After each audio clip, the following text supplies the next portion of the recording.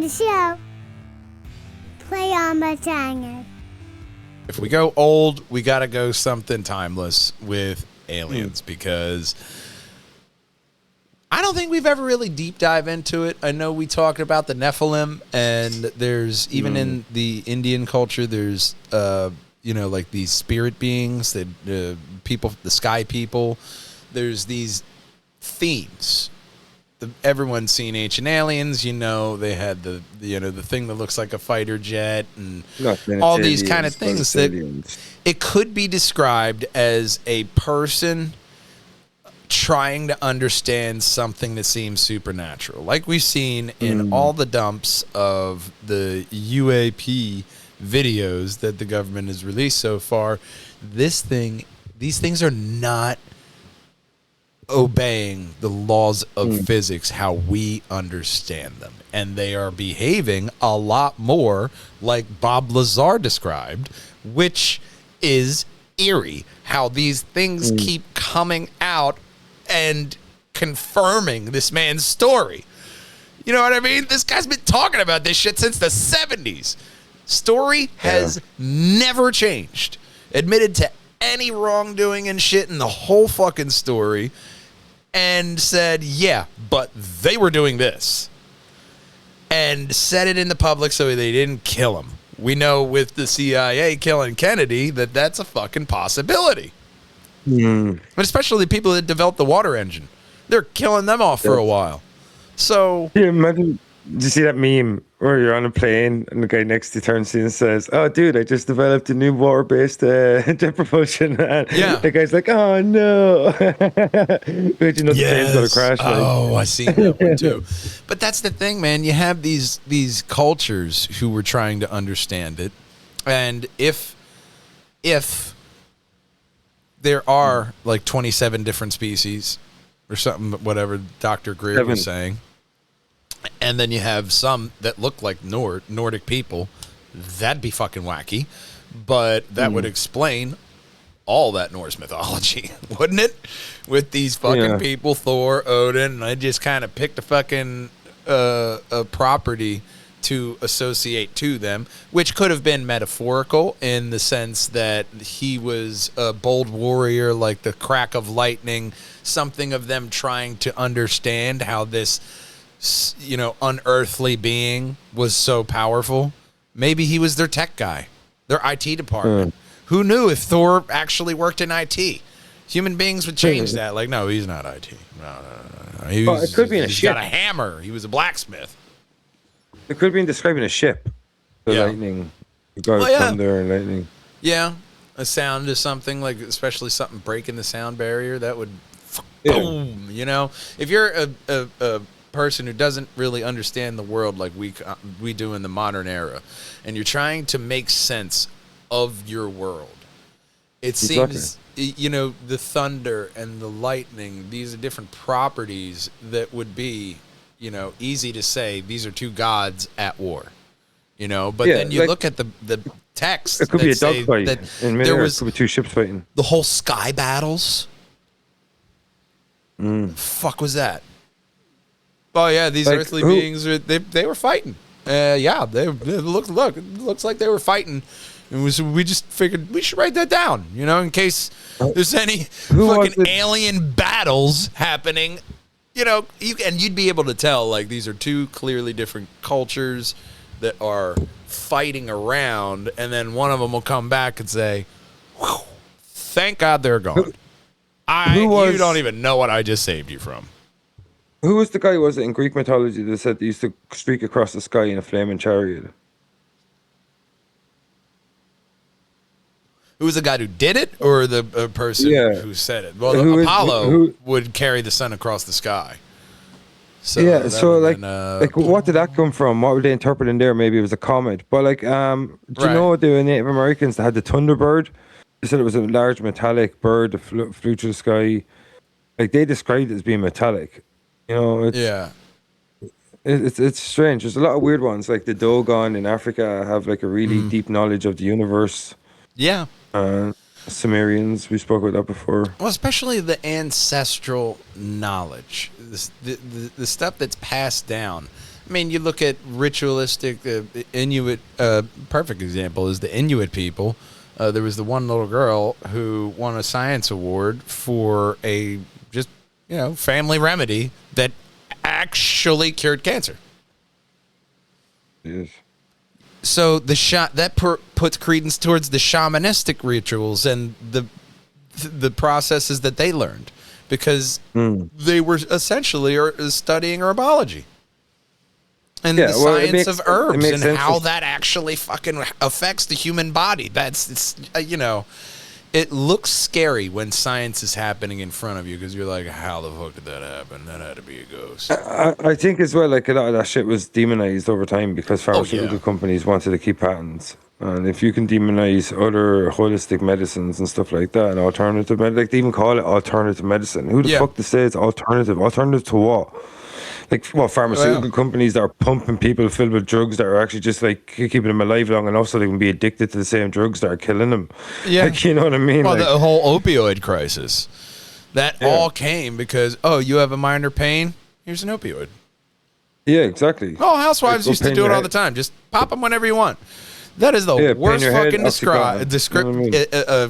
bit of instruction ever. That's worse than trying to get directions on how to walk to Japan. Step 79, swim across the Pacific Ocean. It's just kind of unbelievable. There's so much more easily described if we actually just look at things a little bit logically. I'm not saying logic always wins out, but it will steer you in the right direction. I'll throw something at you. It was something we didn't cover in the Shared Mythologies episode, was dragons. And do you think dragons really existed, or do you think it's also another thing of they're interpreting a spaceship, jet propulsion, fire breathing?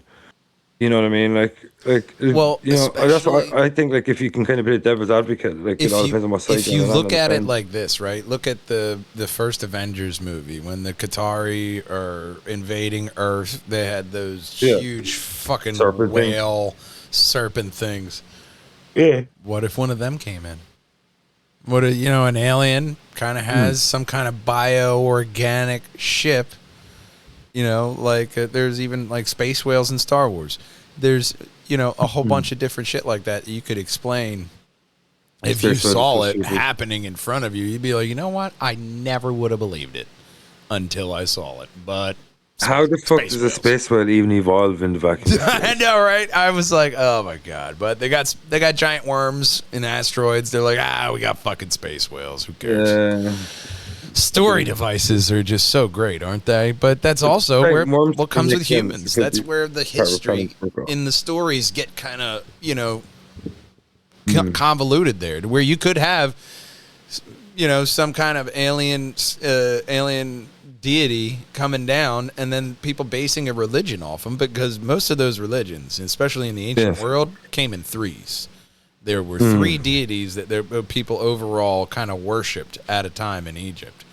And the pantheon changed, much like the Avengers, if we're going to keep tying it in there. But that's kind of where, what if? These could have been aliens that looked humanoid enough, that looked like they had supernatural powers, but really it was technology. And it makes sense, though, like, because we have a modernistic interpretation of cargo cults. So during World War II, these cargo cults were built up in these remote islands where to see these planes landing or dropping supplies and stuff like that for American troops that are in the Pacific. And they built up these effigies of planes and they made like these things that are called cargo cults. So like, if we have that modernistic interpretation, if you go back into the past and you look at what if a prehistoric or less advanced culture came in contact with an incredibly advanced culture? Yeah. Like, if you think about it, like, with 1940s, human technology was so impressive to a remote island nation that they became their deities. That's 1940s human technology. Yeah. So if you go back into prehistory, like pre-dynastic Egypt, or if you look at ancient Sumeria, and they came in contact with an alien race, just say, right, for, like, shits and giggles. Yeah. And obviously, an alien race, just to travel here from another galaxy, would have to be highly advanced in terms of technological achievements.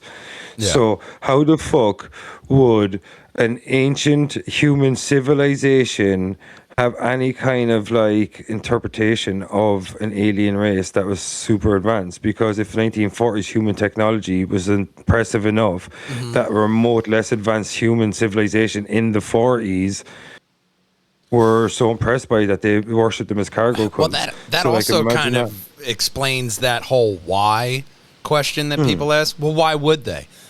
Why do we? People keep trying to talk to them. There was a guy who tried to offer Diet Coke to one of those fucking tribes you're not supposed to go to. People idiot, will do anything. Okay? Yeah. So if you look at this as being a trait of consciousness, the inquisitive nature and wanting to know origins and especially examples in the other world. We look at this, we have people who study animals. A bunch of them. They understand the psychology and the nature and what these things are. They're basic creatures. They're not thinking these complex thoughts like us, but they do have thought, hunger, food, safety, anger, and emotions. They have ego that you can kind of put in there mildly, because if you're feeling rage, what are you getting mad at? How are you getting mad? You know? I mean, that's where the building blocks of life being on an asteroid, I love that kind of make it by flinging it, you know, space trash, just kind of plopping out there and coming in. But the craziest for me, it thing makes would sense, be, though. It has happened, and it makes sense. because you have those people who think, well, what if they're us? Well, what if they're the people who threw the rock that started life on the planet? Let's try this experiment. And they've already mastered. It's almost like the people that the Watcher, like these other cosmic beings who watch over the universe in Marvel, right? These people had a history before the Big Bang. Yeah. And there's this whole storyline that they have with these people who happened before time, that, you know, and there's this whole narrative there. So that's where. What was there? Why not? I see think about how that old shit. the universe Like, what was is. there before the Big Bang? You had and then they found more stuff behind it. So But what was there? They Big found Bang. out there's stuff behind the Big Bang. So now, how old is everything? It's older than 5 billion years old. So if there was a civilization 14.5 billion, okay, back that far that melts my brain. that had advanced in technology, they didn't have asteroids hit them. Maybe they didn't have such a problem with religion. However, the what if may have you, there's a probability that, yeah, they are out there. And they did master these craft because they are here. They're flying around. So, what, do you think they just got interested? Oh, like, I believe that they're definitely through history. Like, if they exist, because if you look at even ancient paintings, and they have all these fucking weird flying things in the skies from like Germany or somewhere, isn't it? Like, look at like if you want to like talk about paintings, but you talk about petroglyphs. Like, if you look at petroglyphs from like thousands of years ago, there's shit carved on rocks that look like fucking guys in astronaut suits. There's like ant people that the Native Americans talk about. Like, I think it's the Astasi or something. And then if you go to fucking South America, and what's the picture on that fucking hieroglyph that looks like a guy's in the middle of a spacecraft? Yeah. Like, it literally looks like he's got a breathing apparatus. If you turn it, it looks like it's launching. It's in a launch sequence. In the exact same way we are positioned in a space shuttle today. Like, not a shuttle. What do they call them now? What's Soyuz? Capsule. Yeah, Space capsule. Yeah, space capsule. But I mean, still, Like, it's I thought, believable. man, something went on. Like, definitely there was advanced technology somewhere, whether it was alien or not, but some civilization came in contact with prehistorical human civilizations.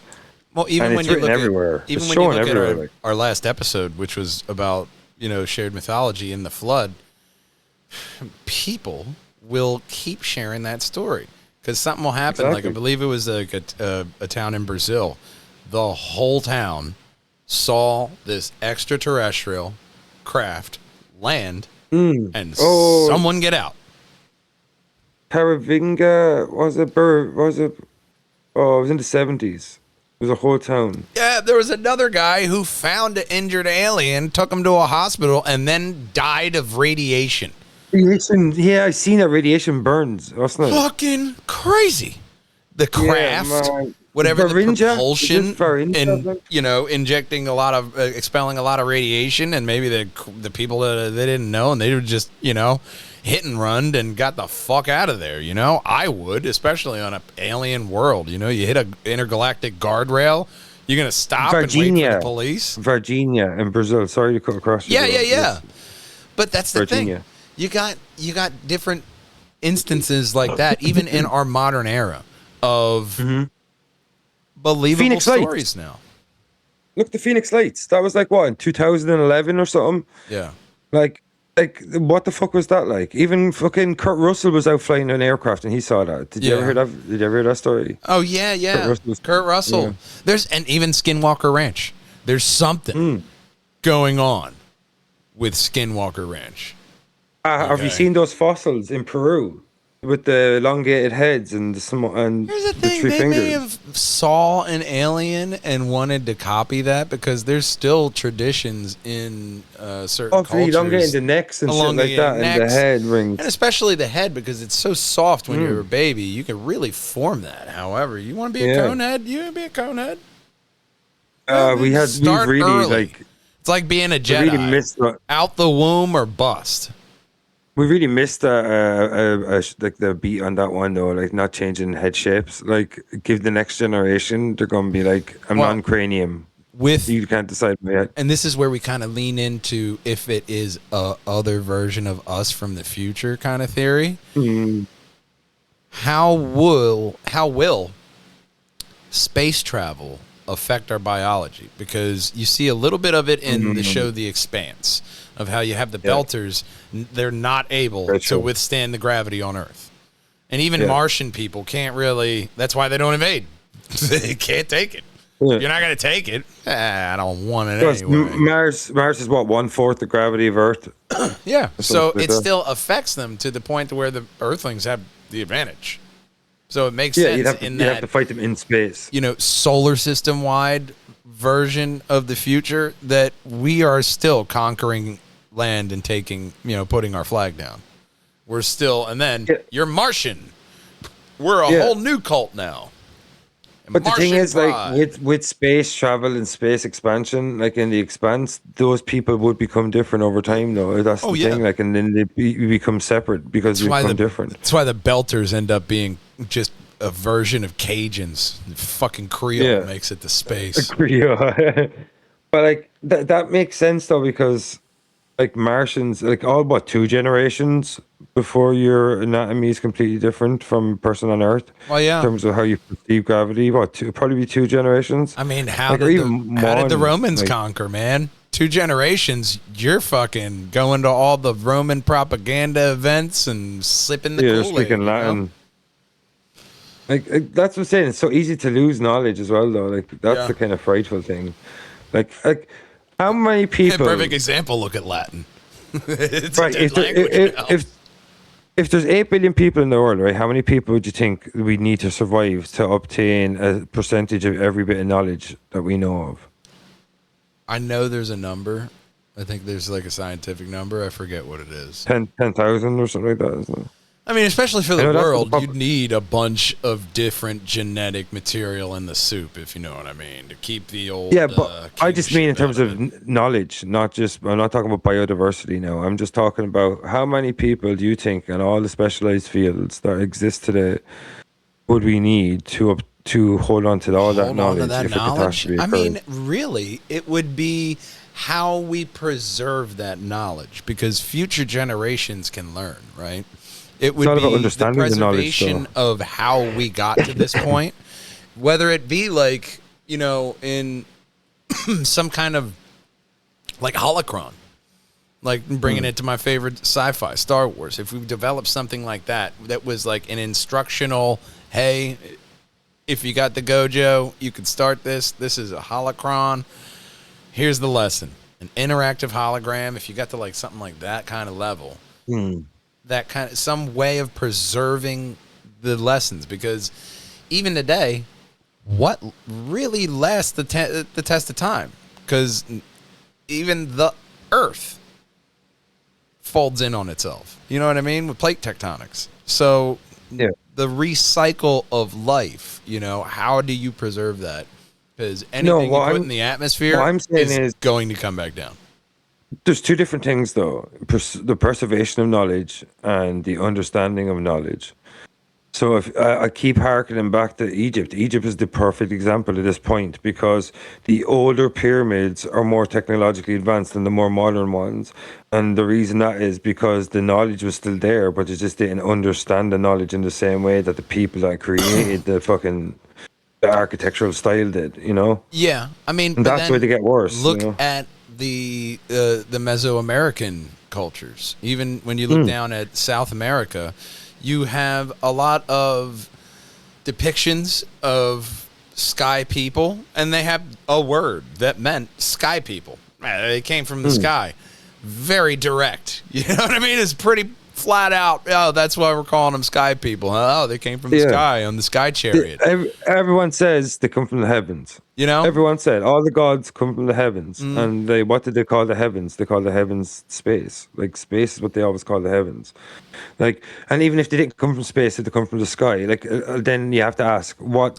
Maybe there was a chance that some sort of civilization existed back then that was as advanced as we are today. Apollo would be the pilot, right? Because he has to go fly the sun. He could be the ship. He's got to fly up, and he's got to take care of the sun. So that's why Apollo is in the ship. There was the one story with Apollo to where he's trying to get a wife, but she can't look at him, because if you look at a god, you'll die because they're so majestic. Yeah. That's also a bit in there where we were just talking about the alien causing radiation damage and burns. It's kind of very similar, isn't it? To where you actually talk to Apollo and you burn up. If you see Zeus, his true form, you burn up. What if it's alien AI that crafted the Greco mythology, because the Romans just copied and pasted? Where does that lead if these ethereal beings came down, but they were really, there's the pilot or the AI of the ship itself, because he's always in a chariot. His son, Helios, the time when his son took hold of the chariot, one of his halflings, and just flew too close to the ground, to the earth, and scorched the earth. A comet. Or a plane crash. Exactly. Did he take control of you got a half alien, half human, and you're like, all right, well, you are my son. You got this weird sense of honor that says, okay, I told him he could ask me anything. He wants to fly the ship. Let him fly the ship. And then he burns everything. And you're like, oh my God, that was horrible. Nobody's ever flying this thing but me. You know what I mean? The steeds that you have to be very knowledgeable in these steeds that pulled his chariot, because they're very finicky. It sounds a lot like very complex controls, doesn't it? In a spacecraft? That's the thing. I think there's a lot of interpretations that you could take as advanced technology from the way they describe them. Look at the Native American petroglyphs. What the fuck did they see that they drew them? And you can't say they saw the humans, because look at the way they drew themselves. Right. That's the people always say they draw people doing this and that. No, look how they draw themselves, and then look how they draw these other people or whatever that they come in contact with. Here's an example for you. Here's an example for you. You like, if you dress up the Hulk to look like Captain America, does that make him Captain America? Or is it the Hulk dressed as Captain America? So you still recognize the symbol of the Hulk. Why? Because he's drawn completely fucking differently. Yeah, exactly. You're not just going to start calling the Hulk Captain America because he carries around the shield. You know what I mean? That doesn't make logical sense even to the story. So now you have human beings trying to make logical sense, because this person that saw something unexplainable has to find a way of logically telling his neighbor. And that guy to be able to say, I believe you, and not, you're full of shit. They call them the ant people. Like that could be a breeding apparatus. Yeah. It could be literal mandibles. Like, and then if you see the different alien, like the insectoids. The yeah. My thought exactly, sir, in a Jinx moment. But the insectoids, there's a whole bunch of, aliens in Star Trek and shit that they don't breathe oxygen. So they have to have, an apparatus. Or you got like the Quarians from Mass Effect where they're just allergic to everything. And they got to have a little bio-containment vessel.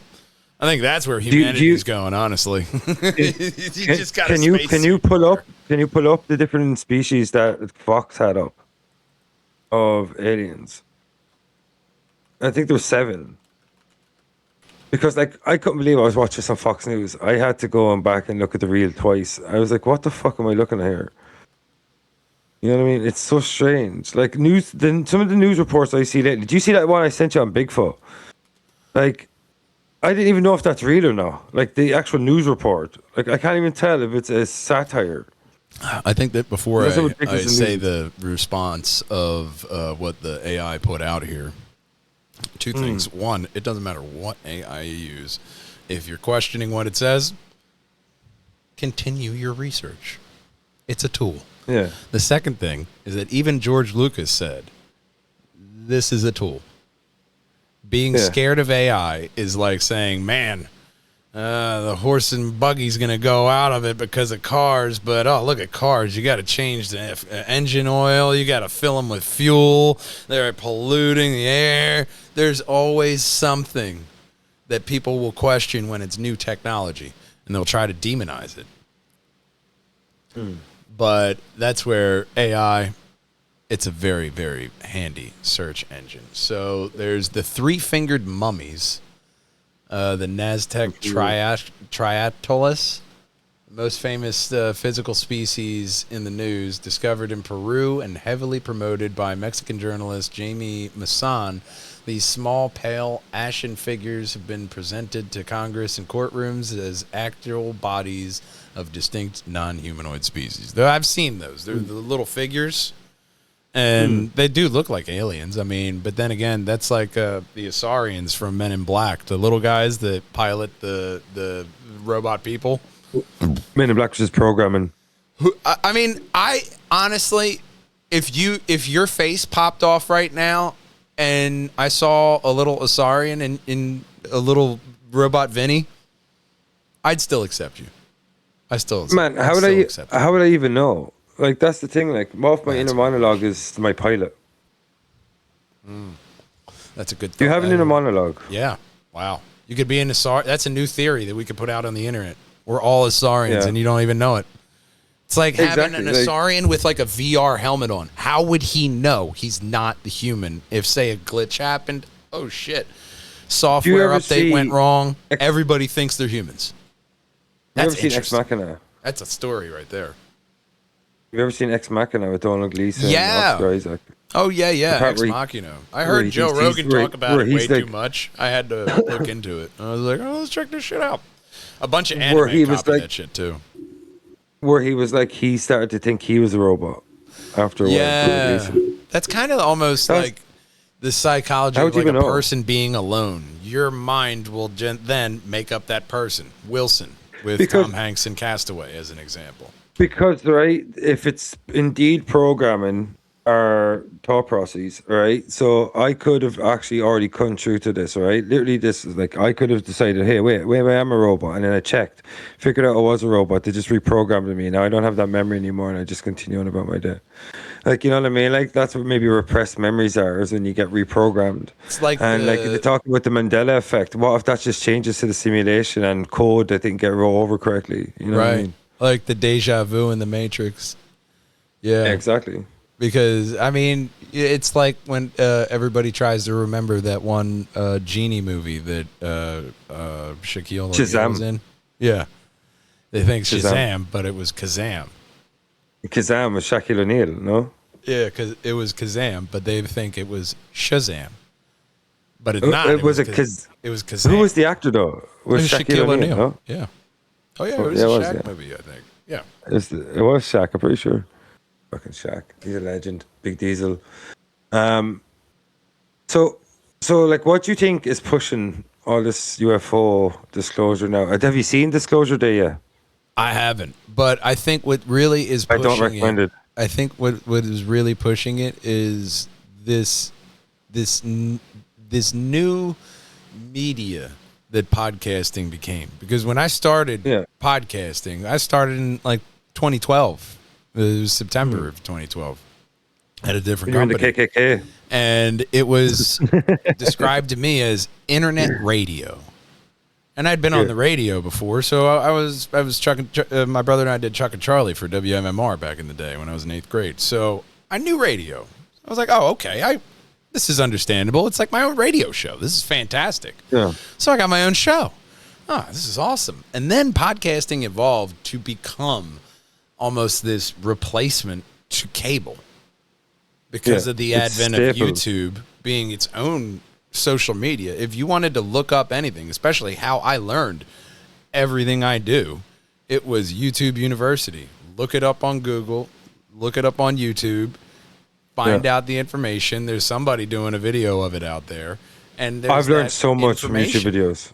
And that's where these AI searches are pulling from now, which scares some people. But how many people have made a career of looking up the information and, as an adult, formulating their own opinion and way of going forward? That's, one of the things that I think it is inherent to who we are as people. You know what I mean? Something I use AI for a lot lately is I'm working on a project and I'm not using a traditional script. So I'll brainstorm ideas and then I'll export it as a PDF. And then the next section, I will load that up into the session and go, okay, where do we leave off? And then we'll pick up and then I'll start brainstorming more ideas and I'll save it. And now I have like a master Bible for my project because I've recorded every brainstorming session, every little bit of dialogue that comes in my mind, every scene that I've worked on. Yeah. And now, because of all of that, because I've been verbalizing it a lot or writing it down in text, I actually have nearly the entire structure of this huge project I'm working on in my head. And that's what I like about it. It's almost like an assistant or a journal, or it could be a collaborator. Like I don't use it too much. I try not to use it for like writing ideas. No. But I do use it for outlining my projects a lot now, and I use it a lot for brainstorming ideas. Or like I'll go this scene about this and this and this and this and this, and then I'll be able to look at the flow and the pace, and I'll go, oh, it didn't work, or it did work, or whatever. We could do this. I could do this. You know what I mean? With this tie in thematically to this, and that, because you have all the information stored in the thread or in PDFs, you can just keep feeding it back, and you don't lose a thought anymore, which is one thing I love about it. Yeah. I mean, well, that's the thing. It's that's why I think the NVIDIA CEO said, infamous quote I say all the time, is that the next generation of billionaires will be created by using AI. And it's people who understand this is a very intelligent tool that can help propel you. It's the whole reason why we can have an awesome intro to our podcast.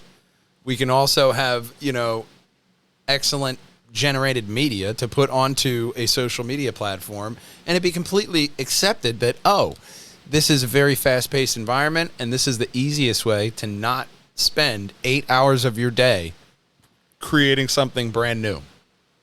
It's put your idea out there. I've even been experimenting with drawing, and I'm pretty good, but not professional level. Keep at it, Mattman. Well, I'm not going to stop. I've been drawing my whole life. It's how I actually write out ideas. I'll draw it out first. I'll sketch out what I see the film in my mind. I'll write out scenes I see.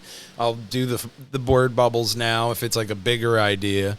I'll even try to just capture that picture in my head if I'm trying to work on something. I'll just try to draw out that so it can jostle loose whatever connection to the universe or other dimension that feeds us ideas. You got to find your way and your own way of writing. So that's how I do it. And then so I drew out a couple of sketches, and then I just put one simple phrase into AI. Make this better. Cleaned up the lines, put it there. I said, colorize it. Colors it amazing. And I'm like, This frees up time. You hear stories all the time of visual effects artists, manga artists, anime artists, all these people who have this artistically driven, very demanding schedule. What if you used AI to help you lighten the load? Exactly. You know, I use it a lot I'm using it for generating graphic novels that I write and stuff like that, which is cool. It gives me a nice break in between the big long novels and the novellas and shit. you can get it. And it's You fun. can get the idea It's out tedious, there, it's fun. and you can refine it. So then, if you do want to take it in a different direction, say, you know what, I actually want to do this with it. You can, because you didn't invest thousands of dollars to start this idea off like this, but now you're thinking about it, and you're like, you know what, I want to make this a novel. And it looks really, really cool. I'll do a movie later. You've seen some of the graphic novels that I worked on. Yeah, they're very good. The illustrations are incredible. They're very good. But I was talking to Michael, the other silly little podcast co-host, and he said, I don't know why other artists are not starting to learn this as a part of their craft, because it's a way to help you propel forward. If you see it as a way, as like a gives you constant content. That's what I look at it as. I want to be able to, because like as a writer, one of the biggest things I found as a challenge is having constant content, because it takes a while to write a book, for me anyway.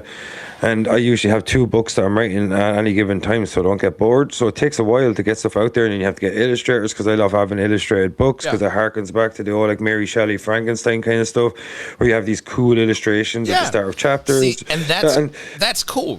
Hey, I'm doing this project. I'm going to get an illustrator, work on these pictures for me, because it's a book. But it takes ages. Help so in the meantime, I can play around with these graphic novels. You know? And now you work on because this. I'm playing around with the graphic novels, it's actually enhanced me, I think, as a storyteller, because I can try all these different experimental tools. Like, you know what I mean? Like I'm doing like panel pacing, structural escalation, like, you know what I mean? Like reveals, like literally, I changed the way I've written dialogue, because it has to be more like punchy for graphic novels. Like it's a lot of fun, and like I honestly recommend it to anyone. It's very tedious. Graphic novels traditionally, you have to have an action point, have a fight, have an action point, page have turner, something happen to make them want to turn that page. There has to be this escalation. Beat, smash cuts, splash pages, like everything. I taught myself a lot about graphic novels in the past 3 or 4 months, and I'm on my 4th graphic novel now. Yeah, I mean, it's one of those things that once you learn that style of writing, you know, it's just like when you first open up script writing for a movie or for a comic or anything, you start to see that format differently, because now you're pulling for experience. It's not only that. It's 2 things, right? So that the fun and the challenge of this is the same as writing and publishing your own book, is because it doesn't understand that it's operating within a sequence, so it tries to constantly create fresh generations every page.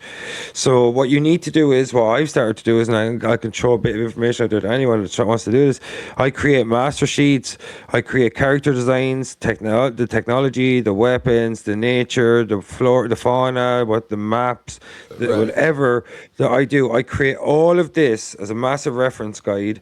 And then every time it tries to change the character design, I'll load up the master sheet and I'll go, no, look, this is what it looks like. And then I'll do things like visual continuity, where if I'm on page 11, before I start page 11, I'll go, here's the first 10 pages as visual continuity, so you know what you've been working from. Right. And that's how you start teaching sequential art. And the longer the sessions and the further along you get in the projects, the AI actually gets a far better understanding of sequential artwork, and you'll actually start churning out pages much, much quicker.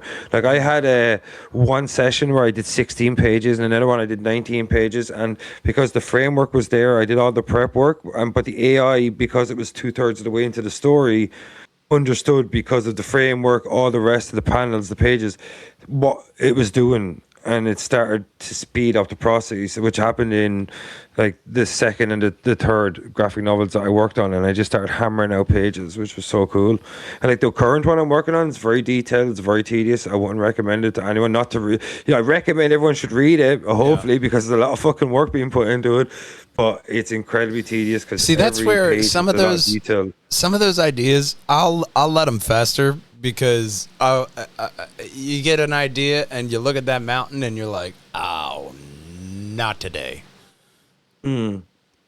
Usually with me, it's because, damn, that's going to be very precise. I'm going to have to narratively really focus on this one. Fantasy's very easy. Fantasy and horror, because it's just, what do I want to see? What's fascinating? What's what's about this? But when you're writing something, some of the writing projects are more complex and they require more thought process. You got to House. That one nearly broke my mind. That was such a tough book to write. Such a tough book to write. Yeah. Because one guy on an island trying to deal with isolation, trying to deal with seclusion, trying to deal with, like, is it the supernatural? Is it my mind breaking?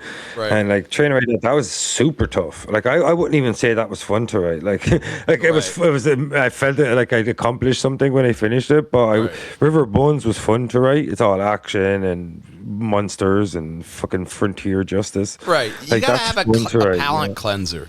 Because after you write something, especially about isolation and loneliness and stuff like that, you got to go outside and touch the ground. I mean, when I wrote when I wrote the film script, it's very horror. It's very, you have to get into the mind of the killer. You have to think logically, what would this person do? What would this? So you're being as an emotional person, it transfers out into your world a bit. So it can be very hard to tap into that at some point. So you got to go outside and touch grass. You got to connect with the earth, because it's something about that. When I would take breaks, I would go out and cut the grass.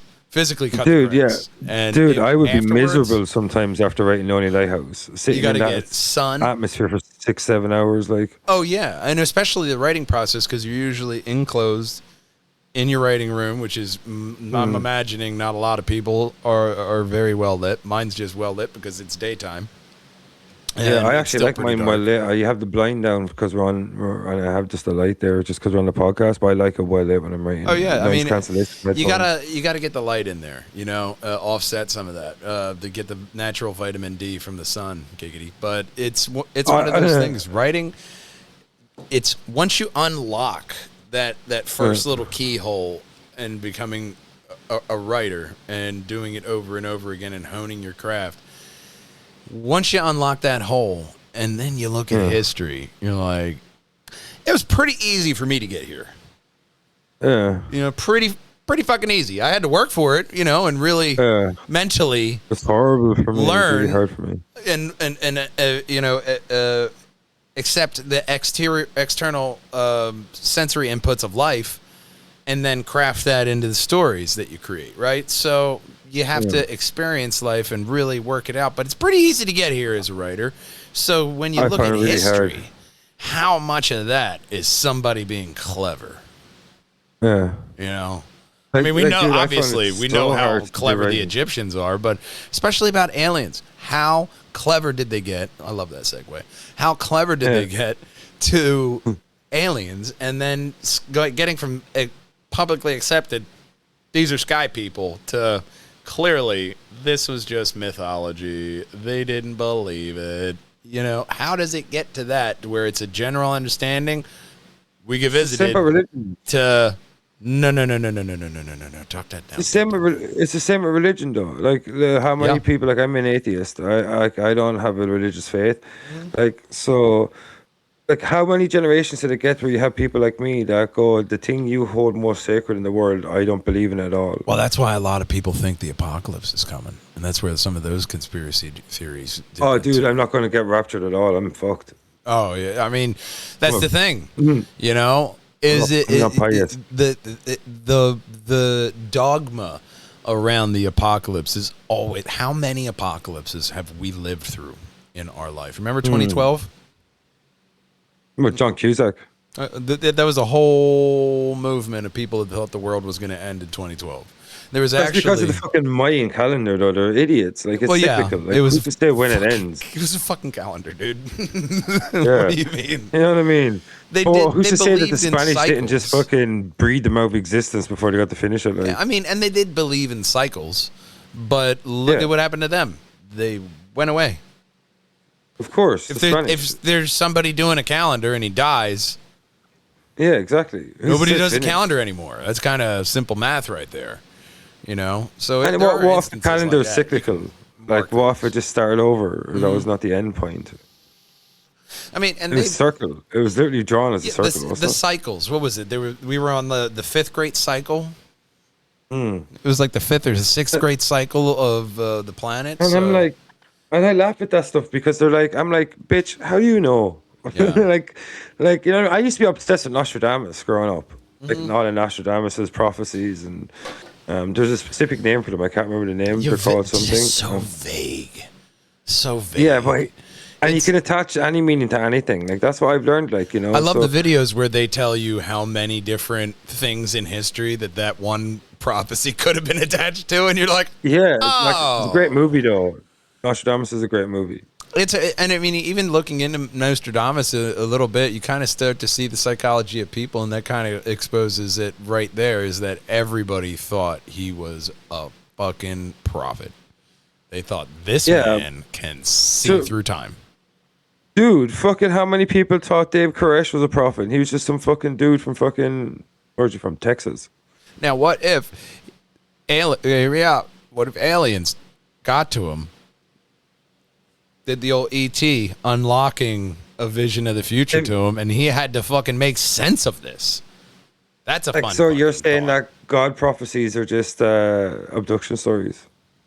I mean, you get abducted to the gods, you get sent to heaven, you hang around with the gods, you get to see how their, thing is. If it's like Doctor Who and they have a perception filter, you may think you're on top of Mount Etna, or top on Mount Olympus. Yeah, see, there's your house right over there. And it's just a perception filter showing you the reality that you want. See, science fiction, it gives you so many different ideas of how a logical person could say these. Enoch is a good example of that too. Yeah.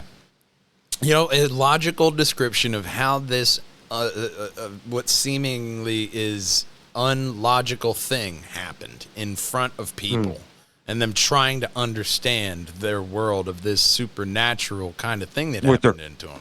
With their current frame of reference as well. They can only go from their current frame of reference. Now, how many aliens have been misunderstood for cryptids and ghosts and all the other things that go bump in the night?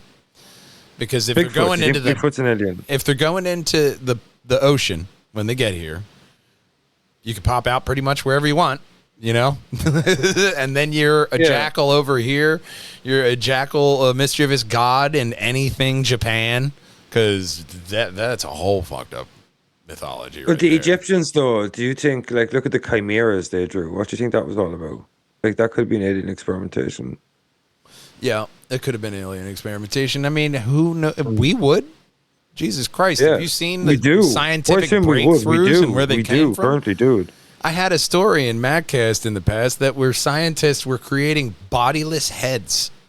They were just brains in jars that they could just do experiments on, and they're just why? The Russians were trying to breed women with chimpanzees during World War II to make better soldiers. Yeah, we all had our crazy college days. I mean, like, you know what I mean? Who like, ain't people been are there? fucking weird, bro. Like, people make the weirdest decisions. Like, yeah, they do. Of course. So that kind of makes sense. So if there was what were they drawing? And why does Anubis have a big dog's head? Is that just a mask some dude wore in a ceremony, or is it a helmet? Like, you know what I mean? Like from an alien race. When I started looking into the Ashid, the Irish fairies, I just started looking into your Irish mythology, and I'm like, This is fascinating. These people were talking to extra dimensional beings. They were a separate reality from ourselves. You guys invented the multiverse. What the fuck are you talking about? Different dimensions, sliders? That's Irish folklore. You know what I mean? That's these mythologies of these Irish fairies literally coming down, messing with people, taking them to their world, and then dropping them off in the future where their whole family and line of people are dead. And they're like, bye! You think that's what happened to Rumpelstiltskin? Maybe. I mean, especially when you look at Celtic mythology, that's some dark shit. I think he It was sounds like Dutch, though, aliens wasn't he? came and they were just fucking with us hardcore. We were just either that or like some kind of weird animal that maybe was on its way to extinction. You know what I mean? How do you know that wasn't in there? We could be premortal, what's the Neanderthal creatures who were surviving line as long as they could, and then they became. what's the famous theory is Nibiru, isn't it? Nibiru, there's a planet Nibiru. Its atmosphere was failing, and they needed gold to reinforce its atmosphere. Yeah, that's the Anunnaki, right? Yeah. Yeah, that's the Anunnaki and the Nibiru Nephilim and shit like that. That's like, so they came here and then they brought an alien race with them that was subjugated to them. But then you look at the Assyrians. They had an uprising, and they have a solar system carved out. That's a fascinating story. I should do that as a Solar graphic system novel. right there. Wait, they know exactly how big this is because somebody had really good eyes. Because It's very strange. in your lineage of time here, they didn't have the telescope. So what? They just had really good eyes, really good eyeballs. Yeah, they're like light pollution, dude. Fuck off. You know what I mean? Light pollution. You know what I mean? That was the explanation for a long time. Light pollution. Like, come on. Yeah, it's like, bro, fuck off. I've sailed through Baltimore's Inner Harbor. Do you know what annoys the shit out of me, man, about NASA, right? They had the Hubble, and now they have the James Harper, what's it called? Yeah, James Webb. James Webb telescope, right? And you're like, oh, here's a picture of a nebulous that's 250 light years away. But yet, when there was that comet there, C31 Atlas or whatever, when that was coming through our literal solar system, I'm like, why can't you turn that superpowered telescope around and give us a clean picture of that? Like, how come everything in our solar system looks like it's shot through a 1980s fucking security camera in the airport? But like everything at the far reaches of the universe is fucking gorgeous and three-dimensional. Like, yeah, one of my favorite things is how Bob Lazar described the engine, because he was in S4 part for that exactly propulsion. Because the magical thing about these craft are that they do not emit any heat. That's impossible for the things that we do. The car you drive in, vroom vroom out back, there's a heat signature. You know what I mean? Yeah, there's nothing that makes sense. Combustion engine for something that can fly in the air and then go underwater. There's nothing that makes sense. But this gravity drive, transmedium travel, is not what they call it. Transmedium. I couldn't think of the word. But this gravity drive, being able to bend the space around you to zip around where you want, and almost creating like this Doctor Who pocket universe, so you don't really feel the G's. You're bending space around you. So inside the cabin, it's forever for however tall the occupants are. You know what I mean? That's why we see such different sized craft. You have Tic Tacs, you have small orbs, you have something that looks like a satellite. You know, it's really weird shit that is being tracked by jets. That's the impressive thing with this footage that's coming out. This is like government videos. This is like the stuff that they use to track anything. Oh, dude, next episode we'd call it Disclosure Day and just fucking look at all the UFO videos that the government's released. Deeper dive into aliens, because that's at least a couple podcasts worth. We start off here with the ancient thoughts. We're doing ancient aliens now. So. I mean, because I don't think they really had much to do with the pyramids. I think that was just an ancient culture. Now, what if that ancient culture that, Graham Hancock is talking about had more of a connection to aliens, and, it all depends on what you think a deity is. Because they believe they were talking to gods. All the ancient cultures speak about that, how they were talking to gods. The Greeks said it, that gods were among us. They believed that gods were just like big people. The age where gods walked among men. That's very much like... talk about how the gods were among us. Yeah. Like everybody back then talks about how the gods were among them. They spoke to the gods. Now, what you have to ask yourself is, what you believe their perception of a god is. Yeah. And then you have to ask yourself, what would something need to be perceived as a deity?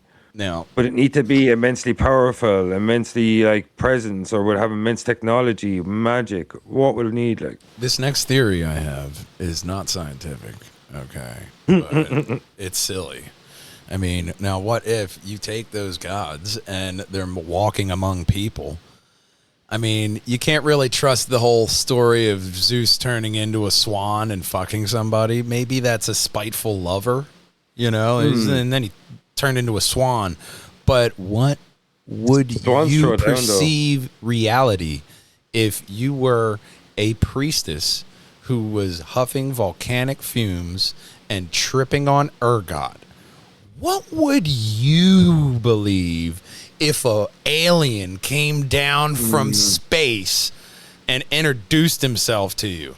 If it's one of those Nordic aliens who knows he's not going to give you, you know, cancer, you know, like Spider-Man shooting a load in Mary Jane, then it turns into, okay, I know that's a graphic visual, isn't it?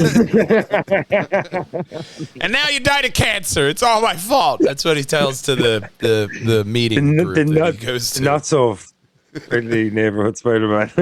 Oh, it's a problem. He's a little bit too friendly, if you know what I'm saying. Too friendly. The too friendly Spider-Man. The MC spew. Oh my God. Oh, that's a fun thought there. But what would that priestess think if she was encountering an alien deity in front of her and she is trying to keep it together? We've all been there in college. You're trying to hold your shit together. You don't want everybody else to know you're so fucked up. And you're like, no, Zeus, I think that's a great idea. We should start a run from like Sparta to Athens. That sounds great. Yeah, we'll just have a run. Run that far. You know what I mean? Like, then you look at the ancient amphetamines. Greek mythology, in Greek mythology, Zeus was fucking everybody, though, wasn't he? Yeah. He turned himself into a creature because, like I said, you couldn't see his true form because it would hurt the eyes of mortals. So he would turn himself into a swan or some kind of, you know, creature, and then that creature would impregnate the woman. And she knew she got impregnated by a god, you know. Unless I think it's Apollo had the one. Yeah, Apollo had the wife that you just couldn't look at me. So they would get together. She would sleep in this palace with him, and she would fall asleep at night. And then Apollo would creep in and put his lantern down and put it out, hop in bed, and then make love to her. And then by the morning, he'd be gone. That's nice. Actual Greek myth. It sounds like somebody just got raped, but that's Greek myth. And then he kept doing it. And she tried to sneak a peek, and that's where he's like, I told you, I'm a god. You can't look at me. Oh, my God. And then they turned her into something that they say explains a physical principle of the of life. I forget which one. But what would you say of all those ancient myths that like has any kind of evidence that is look at the story of Arachne. Athena literally turns a woman into a spider because she was better at making what's that thing with the foot spinning cloth loom. Yeah, the loom. She was better at the loom than her, so she turned her into a spider, and that's how we got spiders, and that's why they make webs. That's a mythology of a god just being spiteful as shit because this woman's better at her at doing, you know, this thing that she's a god of, you know? Like, what was that, man, if that's aliens? You know what I mean? Like, what myth do you think convinces you the most that they encountered something inexplicable? I think the technology. All of them nearly. The technology needed to make these megalithic structures. Like, you have this thing on Malta, which is there. Here's the thing about stone. You can take away from it. So if you're talking about human beings and what I told you they do, they level it off and take it away. Level it up. Yeah, like that pissed me off so much about ISIS, obviously the atrocities, but like when they started blowing up historical sites. All the historical sites, and you're like, dude, what the fuck? It's going to take like, dude, years literally, to glue all that wiping shit out together. You're going to have to get the best Lego guys in here. You know what I mean? But, but like, no, they're literally wiping out a chapter of history, like, you know? Yeah, that's the atrocious thing. I mean, especially when you look at it, even during the U.S.-Iraq war, they were just taking out Assyrian and Babylonian sites left and right.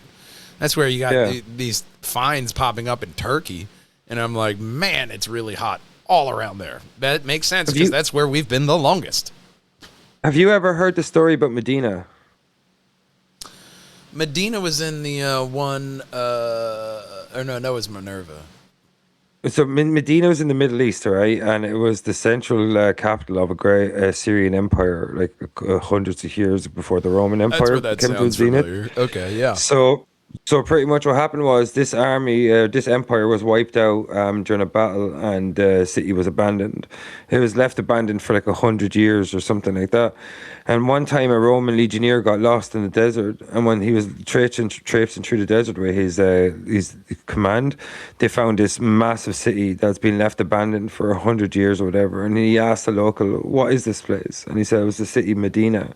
He goes, "I've never heard of it." And he goes, and then he tells him the history of it. Yeah. And then he started to wonder, would that happen to the Roman Empire sometime?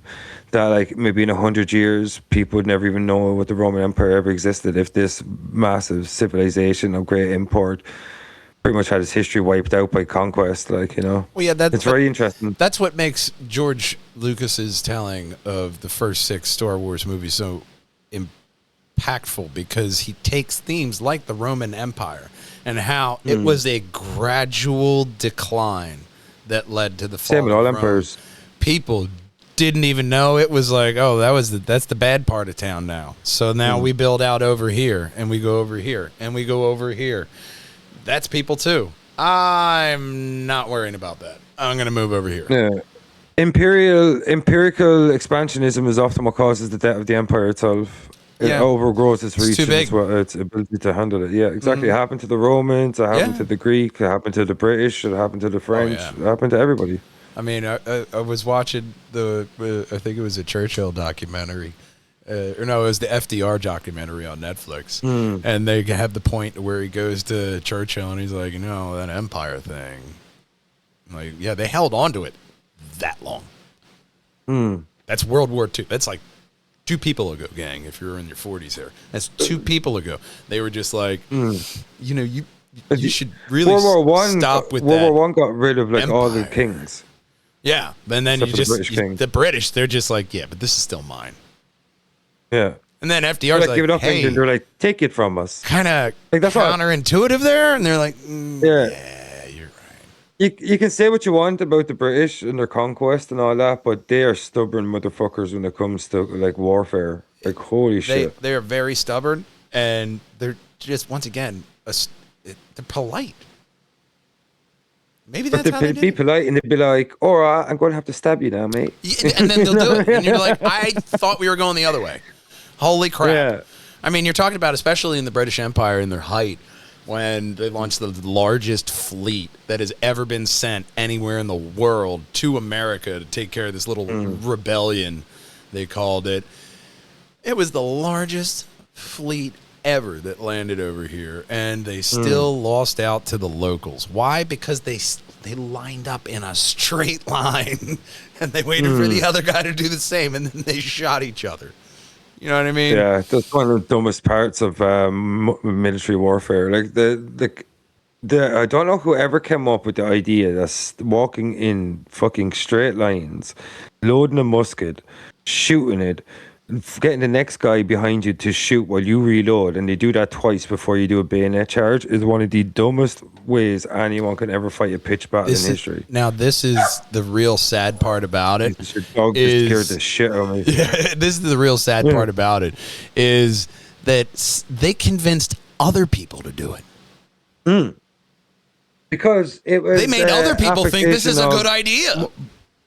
It's because it was a leftover from other pitch battles. Because back in the day, this happens constantly with humans, right? The technology outpaces our ability to understand the use of it, all right? So in former pitch battles, when you were hand-to-hand combat, what you do is you would line up in formation and you would just fucking run at each other.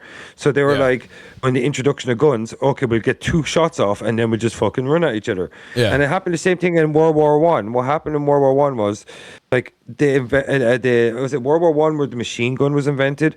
And people were like fucking doing like bum rushing trenches, and then they realized, oh wait, no, that doesn't work anymore, because they're getting fucking mowed down with these machine guns. No man's land. Like, Jesus Christ, we're just gonna dig a trench now. See, we're gonna hide in this hole, and then we're gonna shoot in a straight line. That's different. So that's really where those trench charges, man, are crazy, man. Oh yeah, I mean that's the one thing, man. It's just it's so crazy to think how dumb ancient people acted, but the knowledge that they did have to be able to make. But not even just ancient things. people. Look at World War II, how that was fought. Yeah. Oh trench warfare. Really, you couldn't think of a better way to fight that war than trench fucking warfare. Like, yeah. Even in Ukraine and Russia right now, they're still fighting trench warfare. Right. I mean, yeah, they are. Well, yeah, especially with drones. That's like the new level, is that you don't have to send wave after wave of soldier now. You can just send in a couple drones and you can get a lot of shit done. Apparently, that's what Ukraine's saying right now. They're like, oh, drones? We're good. Yeah, but like, what I love is the adaptation in warfare. Like in Ukraine, where to prevent signal jammers, they have fiber optic drones now. So if you actually see footage of Ukraine, that there's parts where it looks like it's covered in spider webs, and that's actually fiber optic wire that drones have left strewn about the place because they're connected to miles and miles and miles of wires. That's the thing about technology with human beings, is that they will always find a way to get newer and better technology, especially at a time of war. It's usually you need those hard times that have a problem that needs solving for somebody to go, I got it here, and try it out. You know, it's just time and time again. Necessity is the mother of all invention. You know, that's the saying for a reason. Yeah, you know, but then what has been, because the last podcast we talked about that shared ancient knowledge. What of that shared ancient knowledge came from that alien realm, to where we still had Masons who knew how to do incredible things. Like, even look at France with the Notre Dame. When they built it, they had such an understanding of stone and how structures were. They said, if we're going to make it this big, we got to have buttresses to hold this out because of this dome and this effect. So they had enough knowledge to be able to craft something in stone that is still so tricky to do, even today. You have to be very exact and know what you're doing. And when that burned down, when the fire in the Notre Dame, they rebuilt it using models from Assassin's Creed, as far as I remember. Oh, man, dude, that's the cool part, is when you have somebody come and do a 3D scan and they're like, oh, cool, we got this. We got it in the game. It's lifelike. It's right there. I enjoyed climbing all over that place when I played the game. It was fantastic. It was so cool. Loved it. I love those old Assassin's Creed games. The newer ones kind of suck a bit, but like, yeah, they do. Long. Yeah. But you know, that's what happens with the creative writing machine. It eventually, you know, cycles in on itself. Like, they look beautiful still. It just, dude, they don't need to be 100 hours long or whatever. Like, you know what I mean? Like, I want to go around Egypt or whatever. I don't want to actually know what it's like to live a 30-year lifespan in ancient Egypt. Like, you know. Oh yeah, I don't want to do the day to day. Yeah, one thing that annoys the shit out of me is Assassin's Creed games is the story themselves is long enough as they are. Yeah. Stop cooking 5 fucking side quests into every fucking side quest. You know what I mean? They want to have that 300-400 hour, 500 hour, 600 hour game. So that's where they kind of set off on, you know. I'll just play it again. Like, you know what I mean? If I really like it, make it 100 hours long and I'll just play it again. I will never play it again if it's 300 hours long. I will play it once and I'll never touch it again. And you know what? There's a number of games that it was the content that the game did that actually made it last. Like, you even look at the original Mass Effect. It's not long. Yeah. It's not long at all. I mean, there was a lot of stuff to do. If you loved scanning planets, then there you go, bud. There's a whole bunch of stuff for you to scan. But the core game way too much of that. So had a beginning, middle, and end. It had a 3-part act. It was a brilliant new idea for a game at that point. And for RPGs, the gaming mechanic was actually pretty, you know, original that nobody had seen and everybody has copied since. Like Halo meets Skyrim. Yeah. And it did what it did well, and it took a mythological future. We find some ancient alien technology on the moon that unlocks this big technological boom for society, and then we become accepted in the galactic universe. And here's the Citadel, and turns out this all happened before. But you never get to fly a spaceship. No, but it was a pretty good narrative game. I mean, they kept it more. It was like a very much a level. It was a level shooter without really making you feel that way, because there was only a select amount of places you could go, and they made it feel bigger. You know, it's like being inside of a Volkswagen. Yeah, but like, not one dogfight. Like the one game I really enjoy playing, I haven't played it back, is Call of Duty Advanced Warfare. Yeah. The amount of fucking dogfights and aerial battles you get to have in that game and spacecraft, man, that's what Mass Effect should have been. Yeah, you have all this cool RPG shit. Like, that's why I really want to get into Starfield. Starfield. Well, that's where ultimately the technology had to catch up, because of games like that, where it was you couldn't get that Call of Duty without the people laying the groundwork on that, because with the engines that they do now, you have Hollywood. Especially when they started up the Mandoverse, they were using the new Unreal Engine to craft their worlds, Tatooine and all that. That was created in Unreal, and then they made that come to life on their dome LED screen. So that's how they were improving into really cool technology. That room they have. That room. Oh yeah, the volume. Fantastic. I mean, and a lot of other studios, they have LED screens. They 100% is that able for you to do. If you are working with the studio, they can make that shit happen. I have heard it myself.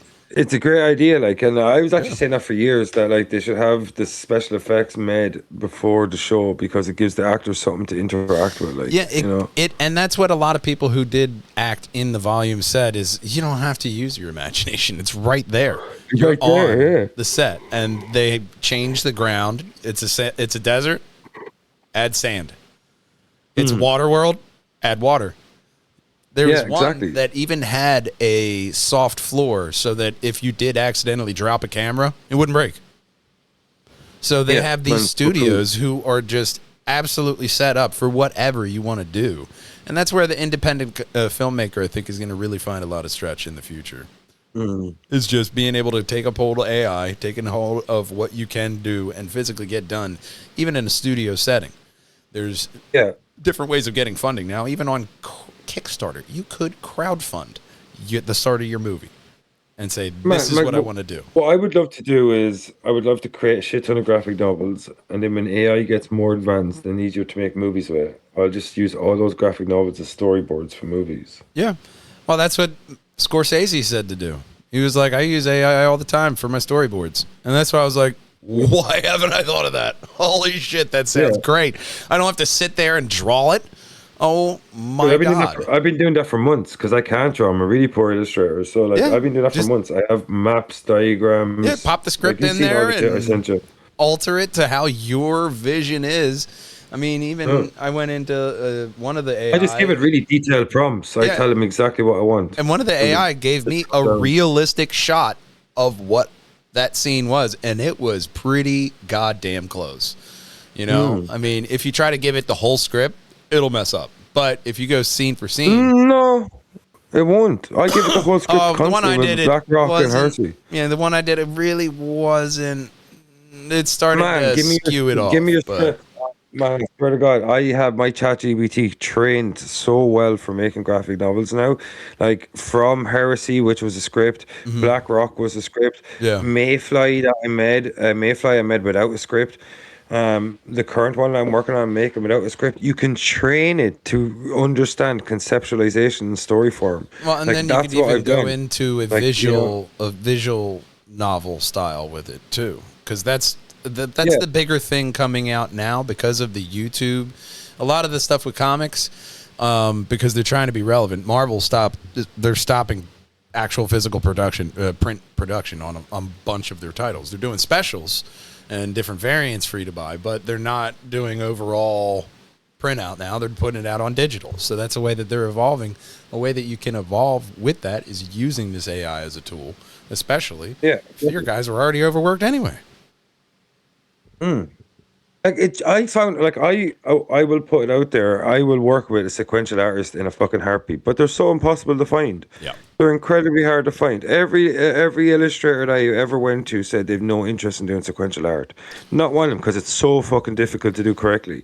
So especially if you're trying to go for ultimately like a different project. Like if you're trying to go for a movie, creating things in a graphic novel, in a visual novel, to say this is my idea, but I want to do a live action, going into crowdfunding, getting your money for your movie to then move forward. That may be the way of the independent filmmaker in the future, because you can use this tool to kind of get it right, but you don't want to get it too right because, you know, you want to do the big thing, the live action product. You're trying to give the people a taste of what you really want to do. There's ways to use that tool, and I got to tell you, if I see a visual novel, a movie, like, hey, this is a trailer for a movie we want to make, I'm going to be 100% more inclined to go with that one, just because they're trying to show me what I'm going to get from this movie. You know, like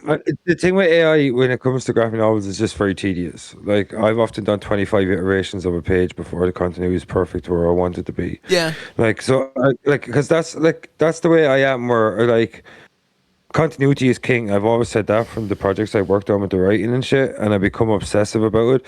But like when I did Heresy, it needed a polish pass, and it needed more for the first iteration because I wasn't seeing the little details. And the same with Black Rock needed a polish pass, but by the time I got to Mayfly, I was starting to see everything, because your eyes get trained differently, because you look at panel placement, you look at panel pacing, you look at the continuity, you look at where the object continues from one page to the next, and then you train yourself to how to create a story in panel form, but then you have to teach yourself how to actually do publishing a novel in terms of page turning, like we talked about earlier. When do you put a splash page? When do you do a smash cut? How do you continue on interjected stories so they interlink without you actually losing the concentration from one story to the next?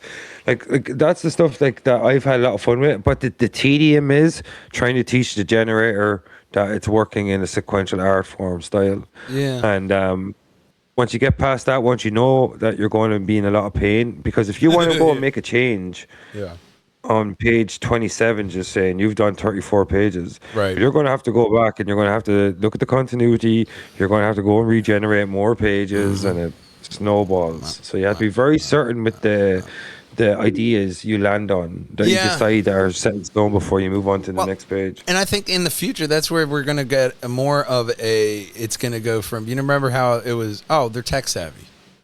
There's going to be people, they're AI savvy. They know how to do this. So the people who don't want to learn the new lingo of ways to go forward will just say, they're AI savvy. They'll help me. You know, it's like being asked to Google something for someone. Yeah, like I've put a lot of hours into teaching myself actual really detailed prompt language, and you have to know anybody how to. That's an actual job, is like an AI coordinator. You know, like, hey, you know how to wrangle this thing. That's a whole job now.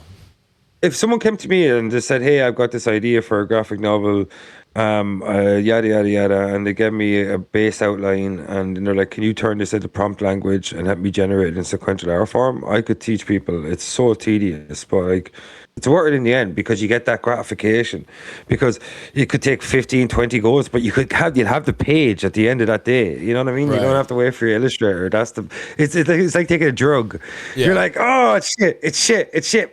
Fucking perfect. And then you're like, it took me 2 hours to get that page just right. I'm going to leave it for the night. And you're like, but I could do the next page. And that's where I'm at. Like, you know, it's a drug almost, because you get that gratification of seeing the final product if you're willing to do a lot of generations in one session. Yeah.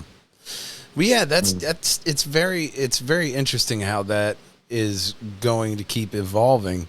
And there's a lot of different stories. I had one in Mattcast just recently where they were not only using AI and different methods to see inside of a scroll that you can't open, the Herculaneum scroll.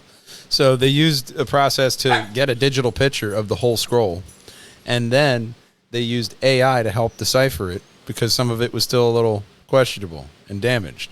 but it was a whole scroll from some philosopher that nobody really heard of, and like we need more Stoic philosophy. But being able to uncover scrolls like that, like how many scrolls are like, no, you can't touch that one. You can't unravel that. It's really old. You can now scan that and then read that ancient knowledge that was saved, obviously, for a long time. I don't care if it's a story or a stoic quote about why you need to wipe your ass. It's just, you have to know. Like, it's like you said, it doesn't matter what it says. We should know what it says. It doesn't matter what it says in a lot of ways, but like if something's that old and survives, even if it's like I think I seen this thing one time where it was like, it was just literally the record of the day-to-day life of an Egyptian construction worker, or he was a stonemason or some shit like that. And it was just so cool just to fucking read what they did on a day-to-day basis. Oh, there's a whole line of videos that show you what it's like as a person in history. They're animated. Really? They're probably AI generated. I fucking love them. And they're usually a cartoon. They're fantastic. Oh yeah, I'll find some that I've some good ones I've watched, because they are so fantastic. The AI recreations of that, because you get to see like what it's like to live through the Middle Ages. You know, medieval times. Yeah. What was it like to be a peasant? And you get to see the peasant, the shit farmer, you know, and all that. It's very interesting. And you know, then going from ancient Egypt, what about the labyrinth? There's an unknown metal that is of spherical or tic-tac shape, if I'm remembering correctly, and a very low crevice that guy who does the satellite scanning from space said we found the second Sphinx. That guy, he's like, oh no, there's a tic-tac kind of shape down there. There's some weird metal we can't detect, because we can detect what metals are in the earth. And now they're like, when you said earlier on that Herodotus was in the labyrinth, did he say he saw something down there? Do you know anything about that?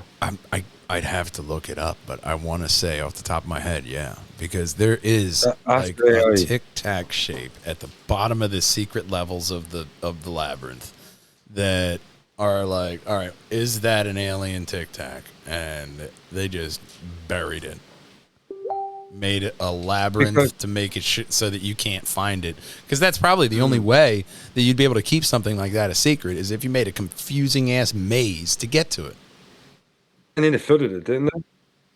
Well, it's under the water table now, but that was the dam keeping the Nile at one level really kind of fucked up some shit that was below the water table, you know what I'm saying? That's why they saved that one temple with all the kings outside of it. They moved it. They were like, this is below the water table. We got to move this whole thing. And they did. Oh, wait. Yeah, I actually seen that. I think I seen a documentary. Yeah, they moved one of these sites. And you're just like, wait, you guys just move this? Oh, yeah. We number it and we move it. Where did they put it? Oh, it was somewhere on higher ground. They I forget the name of this temple, but it was the one with all, the one, everybody knows the one I'm talking about. You're screaming it at the screen. But there's like four kings on the outside of it, and there's a little walkway that goes in, but they have physically moved that because the dam. How many generations would it have to go past before they think that was naturally there? Because at that point, it's still a UNESCO site. They have to keep that, so they just moved it to higher ground. You know what I mean, though? Like, well, how many generations will pass before people would think that was always there? Right. Oh, not long. After the second person. All it takes is just vaguely remembering a story from your parents. Yeah, and if you get the wrong information off one person, it just takes one more person to pass it along, and then so on and so forth, Chinese whisper style. How well do you remember that story your parents told you about when they were your age? Oh, Abu Simbel. Thank you. It's the benefit of having an audience in the studio. Abu Simbel was the temple that they moved. So they just moved this fucking temple. No, it's below the water table. We got to save this. What about all the other stuff, guy? No, we don't want you to know about that. We don't want you to look in the pit of Osiris. Oh, that water shaft that you already found, subterranean structure with 6 alcoves and then a deeper one where you thought, that's probably the tomb of Osiris. What if Alexander... What if I was an alien? Look at all the depictions of Osiris in his head. What if that was an alien? And they made a little thing about it? Look at the Egyptian gods. Look at their rogues gallery, for lack of a better term. Like, not one of them is humanoid. Not one of them is human. Yeah, that's true. Not one of them looks human. At least in the Greek gods, it's just big dudes. If Marvel drew it, you would say, man, that's wacky. You know what I mean? If Marvel came up with that character concept of like a jackal head, a lion body, let's add some a griffin. You know what I mean? Let's add all this amalgamation of shit together. Oh, look at that. And they'd go, oh, that's so fantastical. That's clever. That's creative. You know? What if they were giants? And they died. Exactly. And then the Smithsonian covered something up. I always laugh. Where are the bodies? I said this to you before in a text message about Graham Hancock when he was like, he's willing to believe in so many different theories about human history. And then when he talks about giants, he's like, nah, they were just guys with lots of knowledge. And that's how they interpreted them. They're intellectual giants. I'm like, why is that more believable than they're just tall guys? Yeah, but there's this cynicism that comes across with Graham because he's like, all you fuckers forgot this. And that's believable. Like, you know what? You're right. Yeah. What did I forget I said?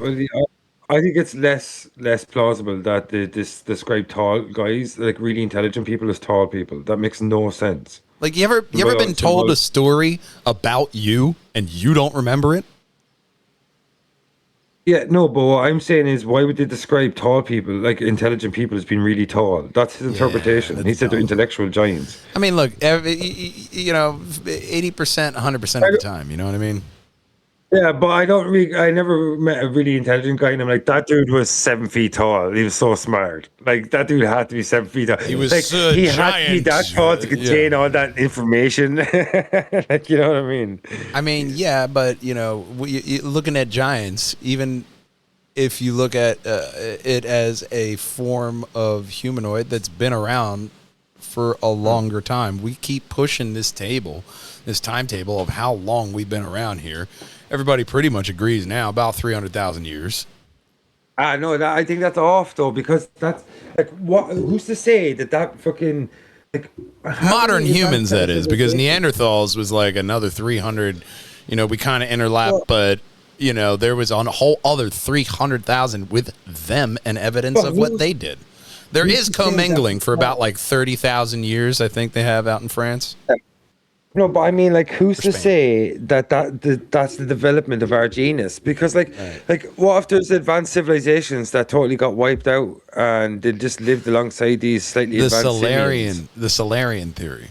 I was reading up about that one too, because that's the theory that there was already an advanced species that left Earth and they're just coming back to. Hang on, who's in my house?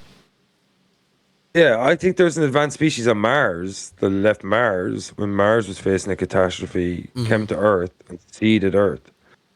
Like, and I wouldn't be surprised. Like, so if we go find the hypothesis that there's actually like multiple different races, they found water of aliens.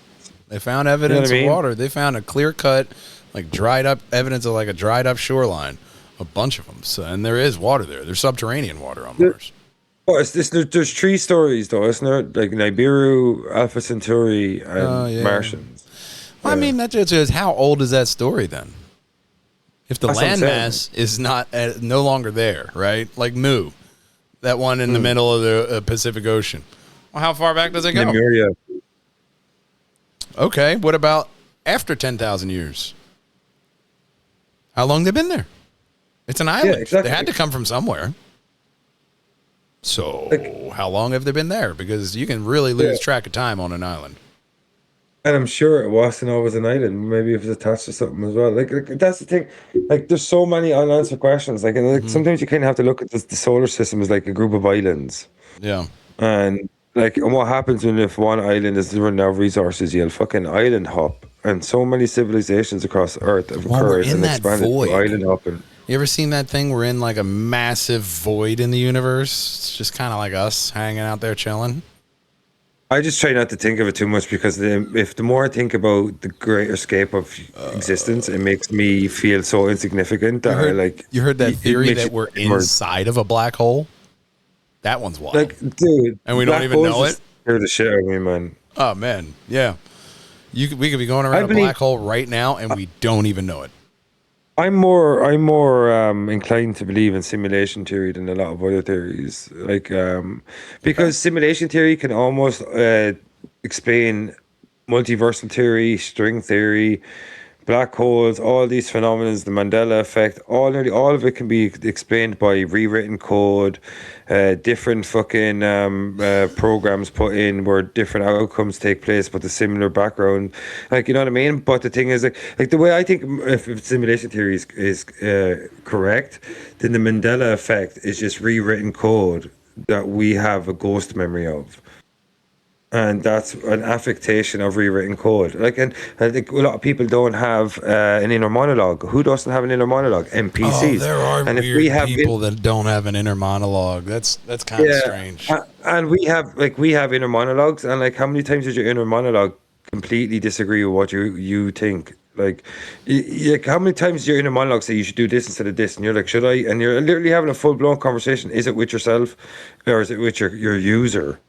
You're being controlled, player one. Well, if people think like to think in a macro level. Why don't you bring that idea down to a micro level? Because you have millions of bacteria in your gut right now, and in your body. Well, what about is that? How dare you say that about me, Matthew? Is That's my that personal consciousness the collectional cell mass interacting in a macro environment? Is that consciousness? Exactly. And that's why we react to vibration.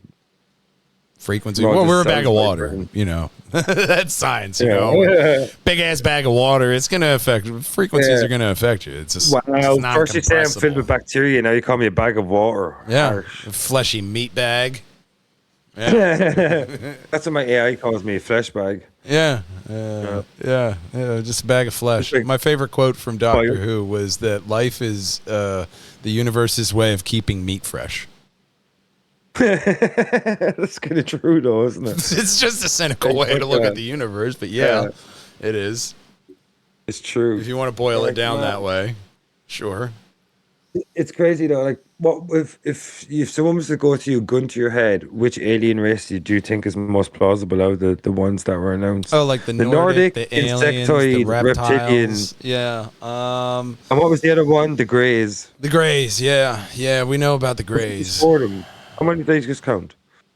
Insectoids, reptilian, Nordic, Greys. 4. Is there only 4? I think there was 4 that were disclosed there. Yeah, because it was like the Nordics. I don't. Really know looks like I'm missing a finger there, doesn't it? Yeah, I mean, well, there is that thing. What if they looked like us? They just didn't have that pinky. They didn't have any use for it. Biology just said, hey, you only need really 4. I got you. Do do do do do do. I mean, they'll break your pinky and try to grab anything, though. A lot of force comes with the bottom fingers, just from torque and simple principles of math. But no, it's fascinating. A fascinating thing, especially with because I hear it's the Stephen Greer stuff, right? Yeah, he looks like a reptilian, though. The acknowledged documentary is fascinating. His book is even more fascinating with the subterranean train, high-speed train, and mastering the gravity engine at the end of the 50s. And the most infamous wild theory of that is that Betty and Barney Hill was actually the government and their UFO. Fascinating. The thing about Betty and Barney much Hill of it is they us? had no upside to coming out with that story. So that's a very fascinating. Because like, they no upside. They're an interracial couple in the 50s or 60s, which is completely frowned upon in America, to bring themselves into the public eye. They're in the South, I think. Well, I could be wrong. We're in the South? No, we're in the South. But they were in the South, yeah, there's so many things. It's kind of like the Commander Fravor. There's so many things going against him for actually bringing it out, because you can't say it was for publicity, because there's no reason unless they saw something that could explain. Decorated he was training people. This is how you fly a plane. This is how you fly a jet. He was training people and then kept seeing these things. And then, everybody knows they're there. Nobody talks about it because they really like their position in the military. That's how you keep a whole bunch of people to shut the fuck up. When you already deprogram them and reprogram them how you like it, damn it, and shut the fuck up. And they're like, yes, sir. And now you're going to take away the one thing that holds value in their life, and that's flight status. So they can't say a fucking thing about. You're going to take away see. Everything that they've been fighting for their entire life of being able to fly in the air, which is such a little kid dream of, I fly. All right, fucking awesome. Superhero, like, you know? But they fly the most advanced fucking aircraft in the planet, like, you know what I mean? Yeah. And now you have these aircraft pilots, a bunch of people now, because I think they passed that act, the Whistleblower Act. You can't do that, guys. So now we're getting this stuff out. We're also getting the stuff being disclosed. Like, all right, how long until the aliens just flat out move in? You know? Man, I will be so fucking stoked because they're trying to fill houses in Japan. Hey, we got empty houses. Why don't you guys just land? Yeah. Pick up man, like residence, pay taxes. there's two things I wanted to see before I died, and that was GAI, General Artificial Intelligence, and we're getting there. And or Artificial General Intelligence, sorry, AGI. And well, my brain is super tired. I've been awake like since 5 o'clock. But also aliens. I'm like, oh, I really hope if aliens come down here, I get the fucking seed. And the fact that it's so prevalent now, even if it's a false flag, if I get that moment where I think I've seen an alien, dude, I would be like, wow, AI and aliens, I'm literally in a dystopian fucking science fiction story, and this is incredible. Because, like, it's so boring. Like, literally, look at all the leaders we have now. There's like, I'm so fucking sick of the human dictators. Like, what's an alien dictator going to bring? Like, you know what I mean? I want to see what this looks like. I'm good. I think that's just countries. a you fantasy over there. I'm good with the alien dictator, you know. But I said this to the First Lady a couple days ago, and I said, look, all this alien stuff and the disclosure stuff coming out, and in the future, if they land, you know, our daughter comes home with Slapnap from Flablion 9. I will wait until at least the second meeting before I ask for a ride in his UFO. You know what I mean? I'll wait. Yeah. I think it's the polite thing to do. You know, you don't want him to feel like you're using him for the UFO, but especially if you got to move and he has that anti-gravity beam, that's going to really save your back. You know what I mean? There's a lot of benefits for coexistence is what I'm saying. So, you know, not just using your future alien son-in-law's UFO to move. There's other useful benefits for humanity. Yeah. Is it a UFO or is it a WeFO? You know what I mean? You know, I mean, if the only way they could fill them UFOs is through like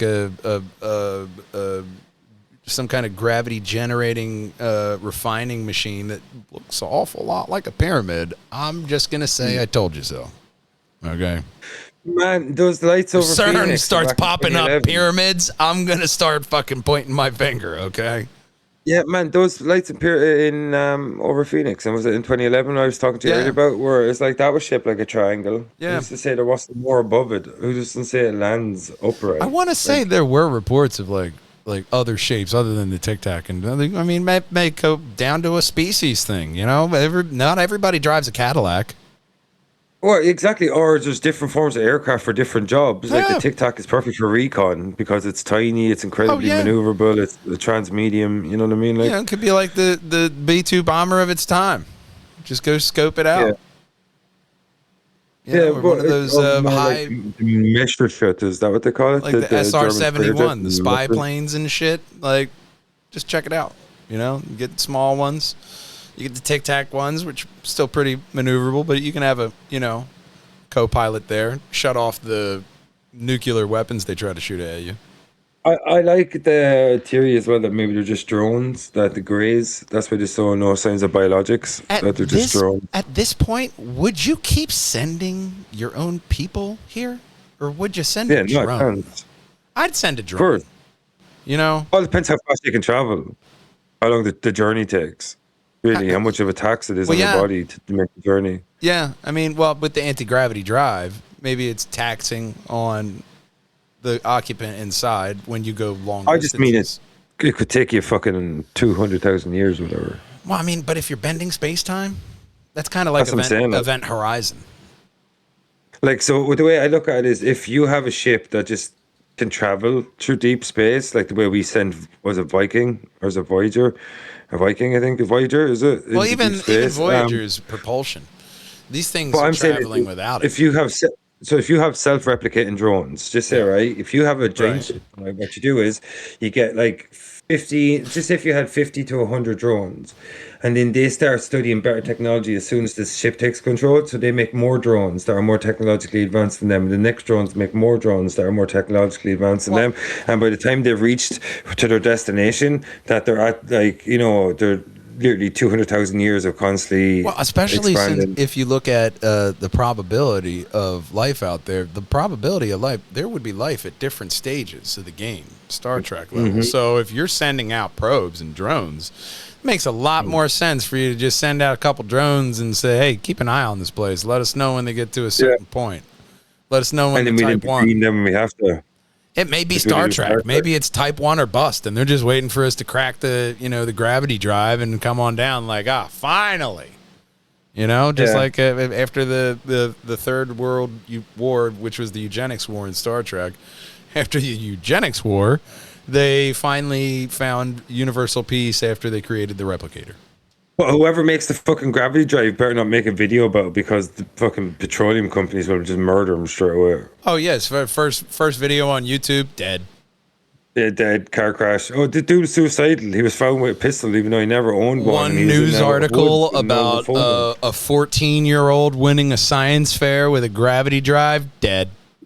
Dead, 100%. Like, it's like if somebody comes up to me and says anything about a water-based engine, I will run so fast. Yeah, his dad will Like that dude- his dad'll die of a fentanyl overdose, and his mom got picked Yeah. up by a Cambodian when she went on vacation.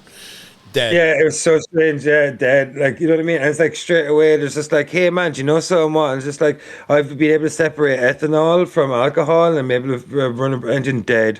Like, it literally, is there like a writer? anybody that- Is there a writer at the CIA who's just writing off all these clever deaths for these people? Yeah. What's that job pay? They're just throwing darts at a board and it just has a list of stuff. You know what I mean? If there's a writing job there, I'm pretty creative. Yeah, it's like, look, it's like, oh, bit of pangolin and then made love to a panda bear when it was in China and died of an overdose of fentanyl. Yeah. Boom. Done. That's how they get you every time. Every time. If you try to make an alternate engine, you do not value your life. Yeah. You know, 100%. just sell the patent to a petroleum company so they don't murder you. Oh, for real. You know what I mean?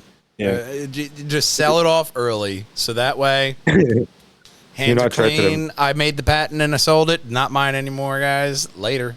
Then they just ruin your life publicly, and everybody thinks you're living. After they buy the patent off of you, and you're like, good, now stay in your place with all that money. No, I would just make the technology, sell the patent straight away because otherwise they're just going to fucking murder you if you become a threat to them anyway. So you might as well just make bank off it. Yeah. That's almost a really good kind of spy novel. Is you take history, but you take it like a Illuminati company trying to take down Nikola Tesla, because that's very easy, And you just write that journey of the Illuminati taking out Tesla and just completely, Empire Strikes Back that thing. That'd be so cool because they did take down Tesla. That was horrific how they treated him. He died. That's where you tie into He history was a there, genius. like Abraham Lincoln, Vampire Slayer. Yeah, that's a great. I didn't read the book, but I've seen the movie. It's very entertaining. And then Harriet Tubman, Demon Slayer. I think that one was written after the anime Demon Slayer got popular. Oh, really? Harriet Tubman was into slaying demons. That's another book that went out there.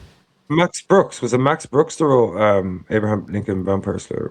That name sounds familiar. I can't remember who I'm not wrote sure. it. But that fucking wrote premise, Wars, man. Oh, it's one of those ideas that was just kind of like hanging out there like a golden apple, and nobody picked it until they're like, "Hey, what's this?" It was great. Like it was like, when I heard about that first, and I was like, when I watched the movie, I was like, "Why? Like, this is the shit that annoys me." None of that was in our history books. Like I like, who just wants to hear about the Emancipation Proclamation when you can hear about the fact that he used to kill vampires before he was serving in the military? Yeah. Like where was that shit not taught to us in school, bro? Man, like, you know what I mean? Like they propagandized history and they manicure it every time. And like, we have a man out there that's a national hero, ends slavery, is a vampire hunter, becomes president of America, and they leave out the vampire hunter part. Like, I hate the way they manicure history that way. I'm saying. Yeah, I mean, look, all the vampire hunters out there are just they're working on a union. Okay, it's Vampire Hunters United. Local 163 gave me the info. They're almost ready to come out in the open. We know the work sucks. It can be draining. Yeah, they're waiting for another good Blade movie. They're waiting for another good Blade. We'll be waiting and then a while. they said they're going to come out and say, look, we're here. We've been here the whole time. You know? And then then, end up being fucking aliens. Everyone's an alien. then the LGBTQ community will add a V on there for vampire. The fucking LGBT, fucking the alphabet people. Like, Jesus Christ, guys. Pick a letter and stick to it. Romanians, watch out as soon as the vampires come out into the light. You guys are going to get Me Too'd. Like, my ancestors were hunted by a Romanian guy, too. Dude, I'm not going to lie to you, dude. I'm so fucking hungry right now.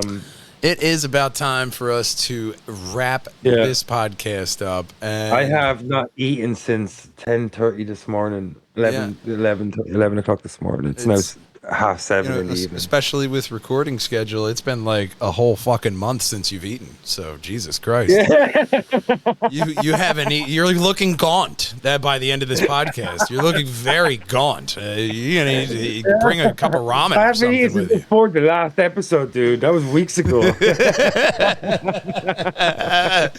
Like, oh my God, people have not even checked on you. Jesus Christ, this has been a month in the making. You need to go eat something. I had a job once. I was a man. I had a family. I had no beard at the start of this episode. You were clean shaven. Clean shaven at all. That's why I'm a vampire, so I'm Romanian, you know, so I'm allowed. You used to call me El Bambino, age. the baby, but just look at me now, you know. Yeah, you know what? Babyface Green is what they used to call you back in your heyday. But I need to eat. I try to end off this podcast the same damn way every single time. That's that we love you, we miss you, and we can't wait to see you next time. Until then, drive on and game on, boys and girls. Bye-bye. Bye. I just have to say something. Because of your blurred out background, I have a false sense of depth perception to your background. So when you like the TARDIS? like your arm goes really far back. So when you grabbed that album, that fucking blew my mind because I thought that table was across the room. So I when set you it reached up, back, it looked like your arm the was Captain stretched Marvel 10 bookmark feet. was that one's actually. Oh my God. Yeah, but no. That blows my mind because it makes it look like your arm's like 10 feet long when you reach into the background. But that's just, I was like, wait, what the fuck? I thought that was way further away. I love that blurred background, man. That thing is it's the best.